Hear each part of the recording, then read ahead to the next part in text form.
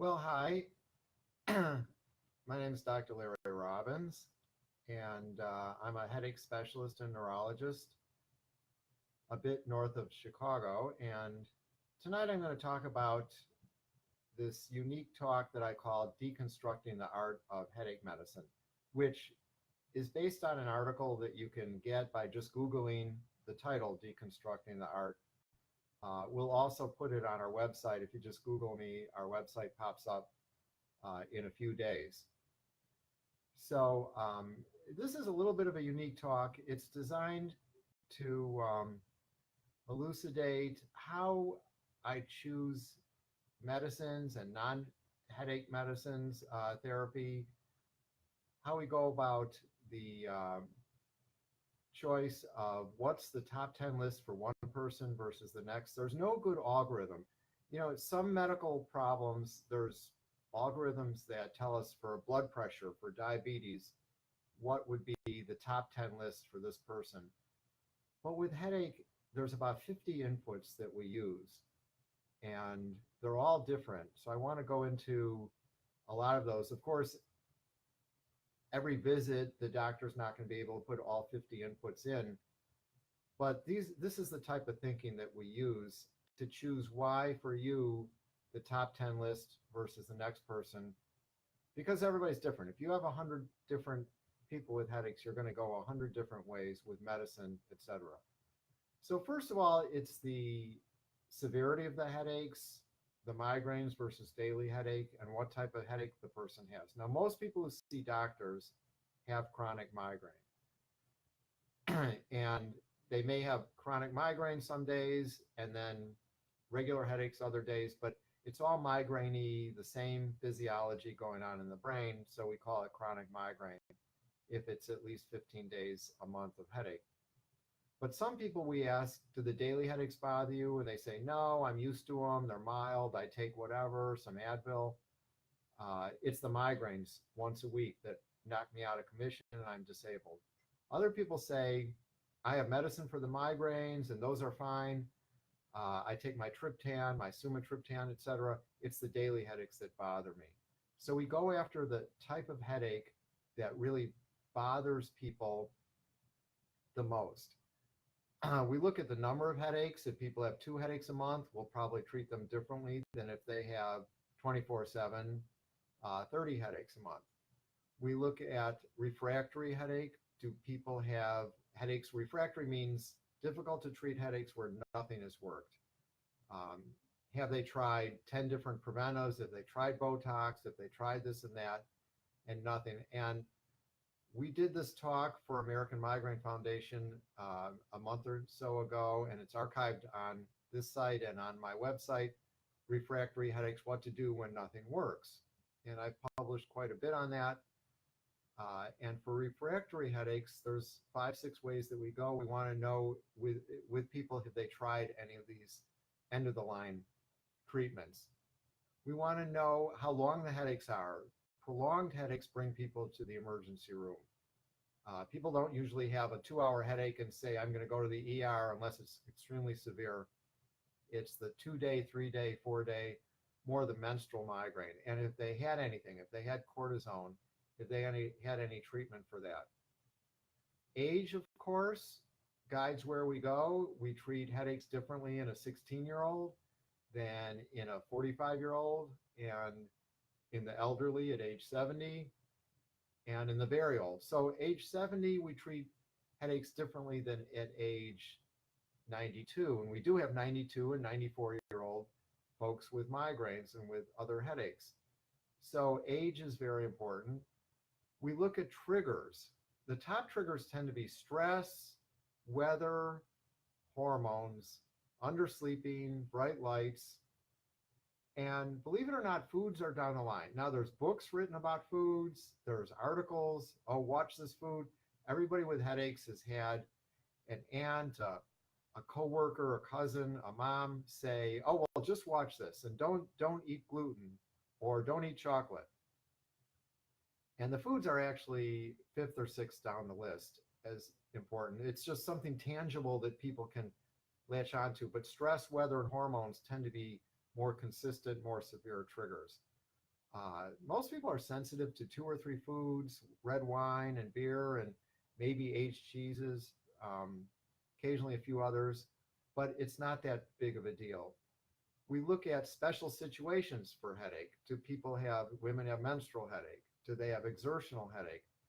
So sexual headaches or weightlifting or running headaches, we might pre-treat with an anti-inflammatory like indomethacin or even naproxen or Aleve or Advil before the exertion. Altitude headaches, we'll use a different medicine. So there are special situations. People sometimes get long flying headaches and they say, I'm going to Japan and I always get a 4-day headache as soon as I get off the plane whenever I go anywhere. So we'll pre-treat on the plane. We need to take a careful past history of past medicines, what's worked, what's not worked, have over-the-counters worked, have people had Botox, have they had trigger point injections, have they had SPG blocks, which is where they squirt Novocaine up the, or lidocaine up the nose. What have people had? So we need to look at what's worked, what's not worked in the past. Now, we also look at, of course, current medicines. What's working? When somebody comes in for the first time, sometimes they complain, you know, I saw this doctor and they changed all my medicine around and gave me 4 new medicines.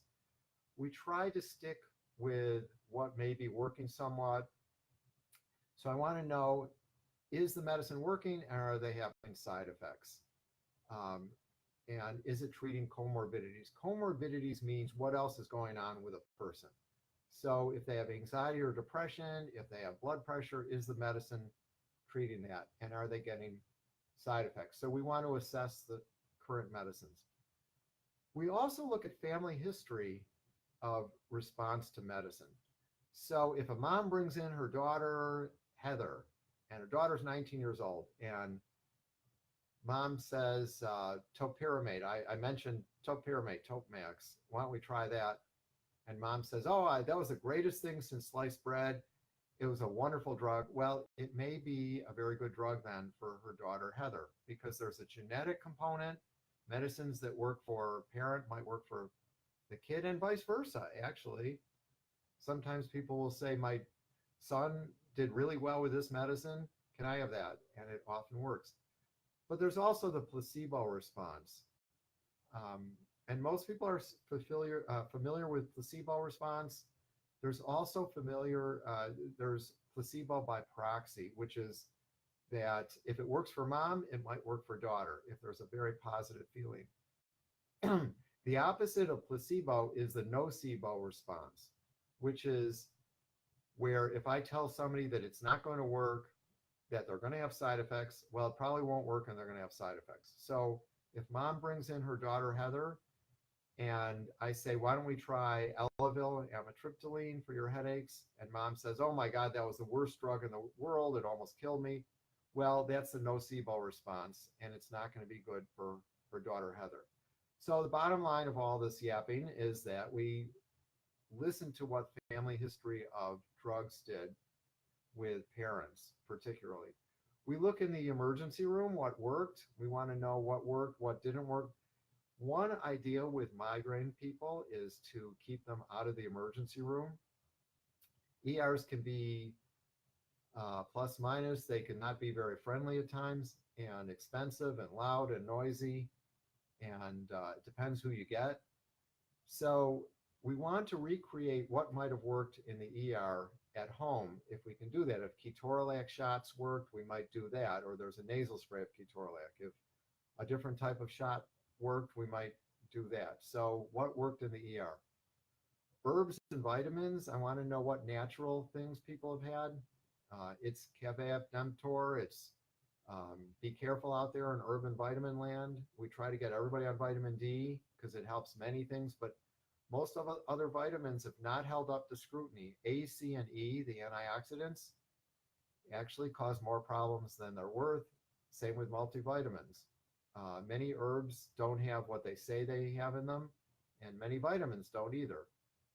So I want to know what people have had. If something natural has helped, we'll probably use it. The most natural, the best natural remedy for headaches tends to be Petadelex, P-E-T-A-D-O-L-E-X, which has been around maybe 50 years or so. It's from Germany. For a while, it was the #1 headache drug in Germany. And Petadelex, we have a lot of confidence in. I think it works as well as most of the headache preventives. We also want to know what works and what didn't work non-pharmacologically outside of medicine. So we have psychotherapy if people have anxiety or depression. If it was up to me, the whole country would see a psychotherapist. It's not up to me, but people don't go because of money and time and stigma, mostly money and time. Physical therapy, if people have posterior pain in the neck, we want to get physical therapy, a few sessions. Teaching, we do push yoga and Pilates quite a bit, stretching.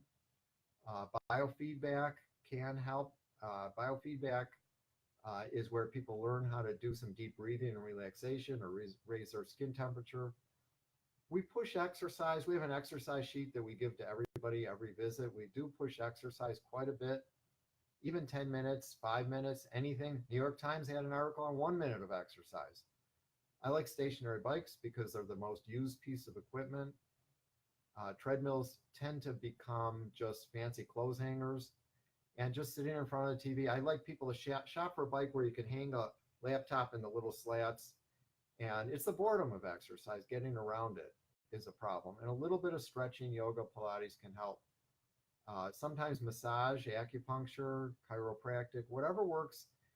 Sometimes it takes a village outside to help a person with severe pain, and we get other villagers involved. The patient's input is very crucial.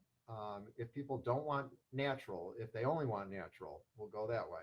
If they don't want injections or nasal sprays, if people don't want a daily preventive. So, of course, in the end, it's the patient's decision what they put in their body, and we have this discussion. So the patient's input is another factor. We look at what we call comorbidities, what is going on outside of medicine. So anxiety, depression are common in people with headaches as far as psychological comorbidities. It's just a shared condition genetically. The same serotonin pathways are involved in headaches that are involved in some psychological conditions. So it's not as if headaches are psychological and anxiety and depression are not psychological. There's a lot of things going on in the brain. You can actually do scans of the brain at age 6 and predict which kids have severe separation anxiety, etc. Comes down to the limbic system, the amygdala. There are some marvelous resources on this. The bipolar spectrum, we always look for soft bipolar. We don't want to overlook bipolar because the clinical stakes for missing bipolar are enormous. People just bounce from antidepressant to antidepressant. It doesn't work. They get up all night with a mild manic-y response. They feel terrible. So we look for early depression. We look for family history. We look for bad response to antidepressants or no response. There's a lot of signs. And bipolar itself is a terrible name.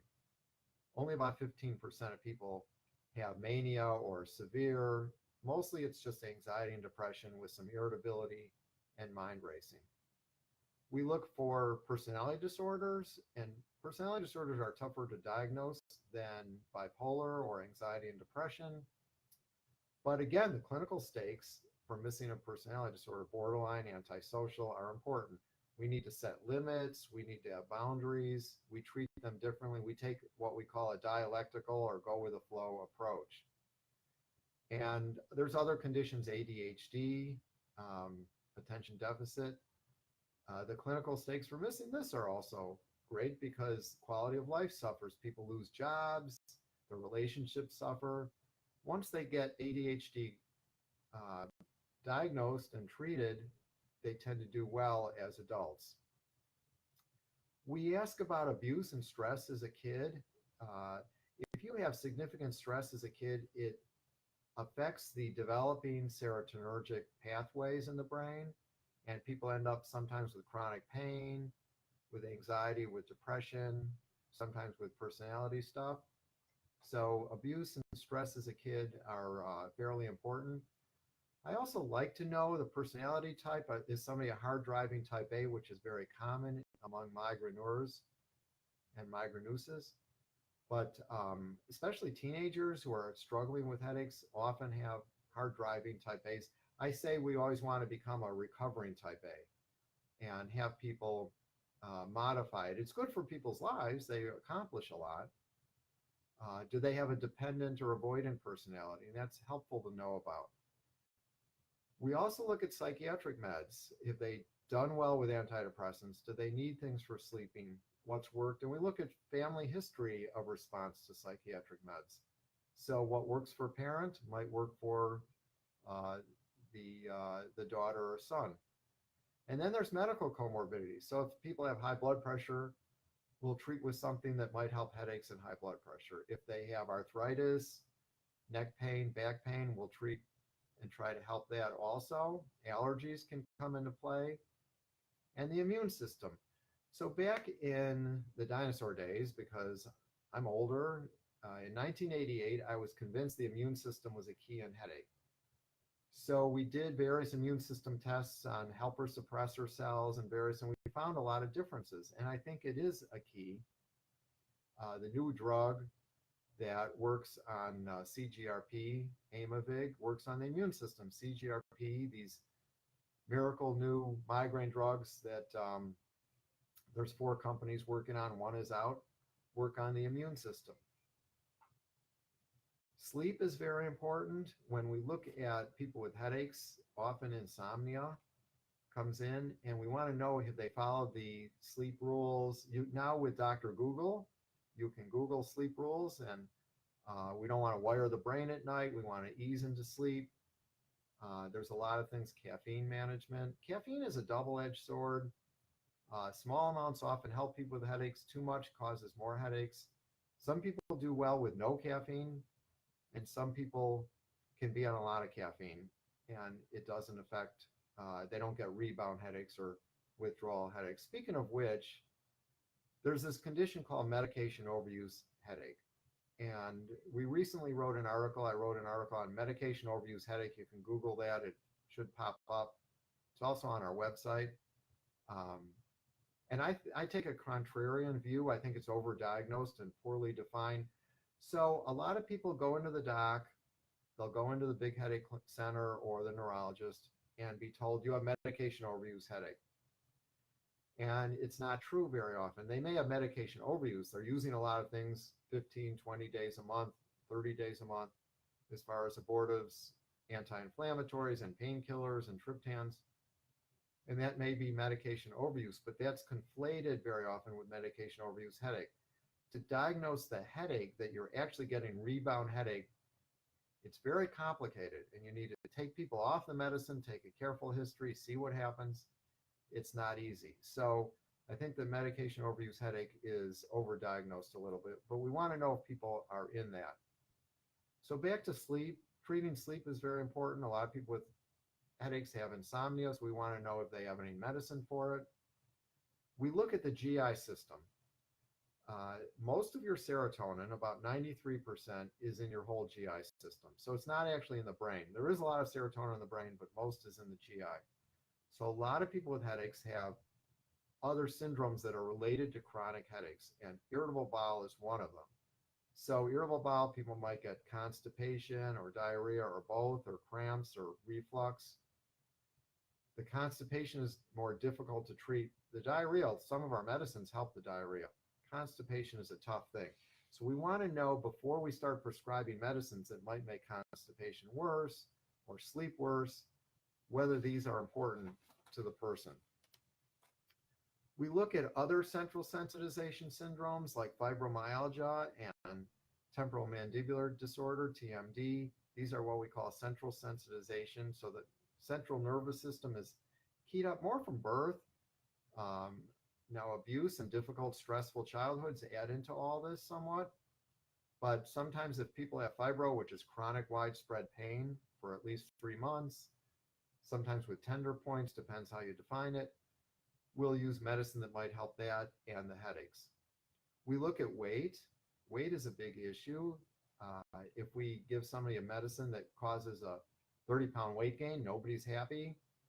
About 10% of people have underweight issues and they can't gain weight. And so we don't want to use topiramate, Topmax, for instance, because they'll lose even more weight. So we might use something that causes, more of our medicines cause weight gain. Topiramate is one of the only ones that causes weight loss. Fatigue and tiredness are huge problems, and they involve the chemistry of the brain. If you ask, and the studies have asked, what's your biggest problem outside of headaches? Often it's fatigue or tiredness, and we don't want to add in medicines that cause more fatigue and tiredness. It's a difficult thing to treat, but sometimes stimulants, for instance, like mixed amphetamine salts, Adderall, Vyvanse, Ritalin, methylphenidate, these are typical stimulants, will help headaches and fatigue and ADHD and comorbidities and weight. So for some people in the right situation, something like that is very good. I also want to know finances. They do come into play if people are in between insurance or insurance isn't great or doesn't pay. We don't want to burden them with an expensive treatment. And then we look at resilience, how resilient people are. There's a marvelous article on resilience in the New York Times from a number of years ago, but it's searchable on their database, newyorktimes.com. And it's called A Question of Resilience. And resilience in people is somewhat of a genetic construct. There's the serotonin gene, transporter gene, and there's two long, now this is under a microscope, there's not actually arms like long arms, but there's two long arms of the serotonin gene and there's two short arms. So you can have a long arm and a short arm. Bottom line, the short arms are bad, long arms are good. So if you inherited two long arms of the serotonin transporter gene, that's good. You can have abuse as a kid and you'll probably be okay. If you have two short arms and you have very severe stress as a kid, and when I say abuse, I mean emotional, sexual, physical, and they equal about the same when you look at problems later on. If you have two short arms, very often you end up with borderline personality and major problems and disability and non-functional. We see a lot of underfunctioning adults in this world today. So you can almost predict resilience. We're always trying to improve resilience. It's not easy to do. We look at acceptance. Acceptance doesn't mean resignation. It doesn't mean, well, there's nothing to do and I have these horrible headaches and my life is over. No, acceptance means, well, I have this chronic condition. There's no easy cure, but I'm going to manage it and do whatever I can to manage it and get it better. But the road to acceptance can be littered with many stopovers in all kinds of clinics looking for a magic cure. Oh, I have chronic Lyme disease, I have Epstein-Barr, I have chronic yeast syndrome, et cetera, or there's many alternative practitioners who will offer magical cures. And the names change every 10 years. And that's the advantage of being around for a lot of years like I have. It's morphed from chronic yeast syndrome 25 years ago to Epstein-Barr syndrome to chronic Lyme and yada, yada, yada. So acceptance is very important. And then we look at the construct of catastrophizing. We want people to lower the catastrophizing dial down. And if it's a parent coming in and they're catastrophizing, oh my God, my son is 16 years old. Nobody's ever had headaches like this. Have you ever seen anybody with headaches like this? I want to lower that dial down. I call it catastrophizing by proxy by a parent. Because catastrophizing, believe it or not, is the number one predictor of disability, more than pain level, more than fear of pain. Pain level and fear of pain are up there, but catastrophizing is very important. We look at social interactions, friends, support. It's an isolating world with social media, particularly in adolescents, not seeing their friends on Friday and Saturday. They're on Instagram and the boys are playing games. And it's fine to play games with your friends, but you don't have the human contact. And we see a lot of isolation in oldsters, in youngsters, in middlesters. We see a lot of isolation in our society. So I want to know how isolated people are. And do they have a decent support system? Do they have a significant other? Do they have family that's giving them support. I want to know the job and school. Um, are people working? Are they going to school? And the requirements too. If somebody has to be functioning at a high level at 6:30 in the morning, if they're an anesthesiologist and they have to be putting people to sleep at 5:30 in the morning, or they have to work with numbers all day, we might not want to use topiramate, Topmax, which makes people spacey, or amitriptyline at night, which makes them tired in the morning. On the other hand, if they're working from home and it's more laissez-faire and it's laid back, they can, if their headaches are better, they may accept some level of being a little spacey. So job and school requirements are helpful to know about and important. Addiction history is helpful. I do want to know, do people have an addiction? Cigarettes are actually a good predictor of an addictive personality, but do they have a history of alcohol or other addictive, or family history? Is there a strong family history? And this is important if we're thinking of using a benzodiazepine or something that could be considered addicting. Do we want to avoid that completely? The input from significant others is very important. If people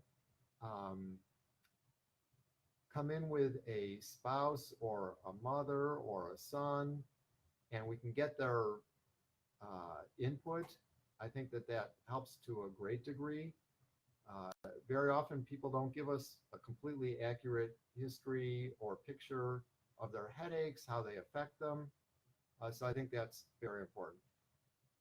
And finally, our gestalt as doctors, as providers, and I say as doctors, nurse practitioners, physician's assistants can be excellent headache providers, and they tend to listen very well.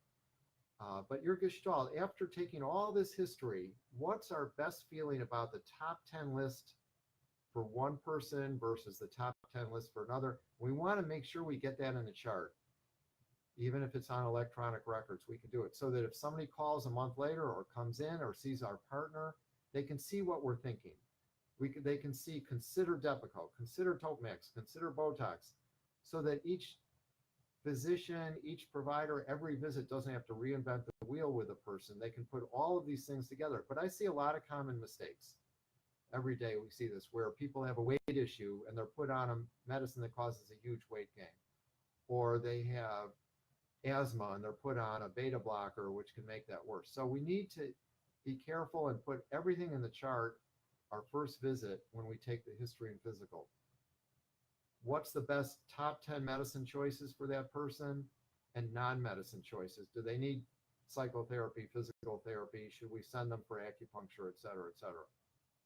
And then return visits, when people come in, we go over preventives. Are they working? Are they having side effects? Should we change preventives? Should we do something else? We look at the as needed medicines we call abortives. Should we switch off the abortive? Is it not working? People tend to not upset the apple cart. So if I don't ask, is your rizatriptan working? Is it, they'll often won't bring it up, but I want them to if it's not working or if they're having side effects. And we want to go over with most return visits outside of medicine, if they've been exercising, are they taking their vitamin D? Did they see a physical therapist if that's appropriate? So return visits, we go over all of these things, but it's the initial visit. It's taking your written history and the oral history and these 50 items that I put together. So some people came in a little later. I'm Dr. Lawrence Robbins, a little north of Chicago. I'm a neurologist and headache doc. And this talk was based on an article that I wrote called Deconstructing the Art of Headache Medicine. So if you just Google that, the talk pops up that you can, the article, you can get the article, and we'll be posting it on our website in a few days.